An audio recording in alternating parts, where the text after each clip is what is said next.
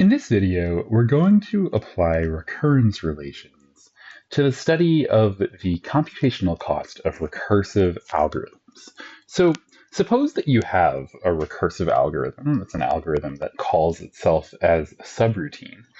And we want to understand how much time or how many computational steps are going to be required to run this algorithm on some input. The way that we often address this kind of question is by finding a recurrence relation, a mathematical expression, that describes the number of steps required to run the algorithm on an input of size n in terms of the number of steps on some smaller input. Then, once we have that mathematical relation, we try to solve that mathematical relation either exactly or approximately in order to get a formula for the number of steps required. So let's look at this in a bit more detail. Suppose that I have an algorithm which breaks a problem of size n. And when I say a problem of size n, I could mean something like sort a list of size n, or find the location of an element inside a list of size n, or reverse a string of size n, something like that, something that has n pieces of data in it. Suppose that I have an algorithm which breaks a problem of size n into A equal subproblems, and then combines the solutions to these problems using g of n steps. So I might be able to take my list of size n, for example, and break it into 2 or 3 or 7 subproblems. Solve whatever problem I'm solving on those subproblems, and then combine my solutions using some cost of computing the combination of those things. For example, if I have two lists that I've sorted, I might need to merge them together, or if I have two halves of a string that I've reversed, I might need to do something with those two halves, and that might cost g of n steps. Then the number of steps, f of n, to solve a problem of size n satisfies this recurrence relation that I'll write out here. F of n, well, what does my algorithm do? It breaks my problem into A equal subproblems, and then solves the problem on each of those A problems. And so that means I need to solve the problem on each instance, and each instance has size n over A, plus whatever the cost is of combining them. So that's g of n. So this is a pretty general form. There are even more general forms of this, but we'll look at this one for today. What we know is that if we have any recursive algorithm with the structure I've described, it breaks into A equals subproblems and then combines solution to those subproblems with gn computational operations, then we know we must satisfy this recurrence relation.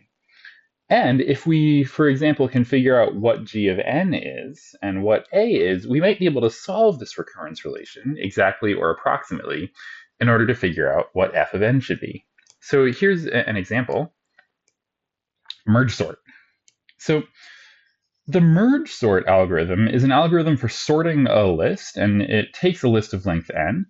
And what the merge sort algorithm does is it recursively divides the list of length n into two equal sublists, sorting those equal sublists, and then merging them back together. So that merging operation is where merge sort gets its name. So let's go ahead and write out pseudocode for how merge sort works, and then we'll see how to take that pseudocode and turn it into a mathematical recurrence relation. So here's our algorithm for merge sort. And merge sort has a list L as its argument, and so we're going to assume here that len of L is equal to n, and I'm going to use that notation throughout. Okay, so let's get started. If n, the length of L, is equal to 1, then I'm just going to return L. And what that means is that a list of length 1 with just one element in it is already sorted. Nothing else to do. On the other hand, if my list does not have length 1, here's what I'm going to do. I'm going to let L1 be a new list that contains the first n over 2, and here I'm going to round up the n over 2, so that's the ceiling function that rounds up. The first n over 2, rounded up, elements of L, and L2 is going to be the second, and here I'm going to round down, n over 2, elements of L. So I have two lists of approximately equal size, L1 and L2. They'll be exactly equal if the length of L is even, and indeed I'm going to assume that in the remainder of this discussion. So I'm going to assume n is even as well. And now here's what I do. I'm going to do, I'm going to take L1, I'm going to modify it in place. L1, I'm going to call merge sort on L1 recursively. So I'm calling merge sort inside as a subroutine of its own algorithm. Similarly here, L2, I'm going to sort it using merge sort. So now the result of these two lines is that I have L1 and L2, and L1 and L2 each individually are sorted by merge sort. And then what I have to do is I have to combine them. And so I'm going to create a new variable called sorted. That's going to be my return value ultimately. And it uses a subroutine called merge, where merge takes my lists L1 and L2 and combines them together. And then we return sorted. So it's a good question. How do we implement merge? Merge is doing a lot of work here. It's really the key implementation. How do we implement merge? And that's a great question for an algorithms class. Today, we're not going to actually worry about how to implement merge, but we do want to know a little bit about computational cost. So here's a fact about the merge operation. If my input, L1 and L2, if they each have length n over 2, and I'm not going to worry about rounding up or rounding down this time, if they each have length n over 2, then merge of L1 and L2 costs about n steps in the worst case. Depending on your implementation, it might be n minus 1 or something like that, but let's just say it's n for this analysis, n our worst case, which means that we can apply this functional form of the recurrence relation to merge sort.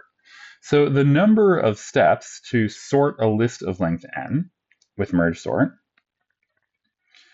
well, I'm going to divide it in two, L1 and L2, and then I'm going to call merge sort recursively, which means that my A here is equal to 2. So I'm going to have A equals to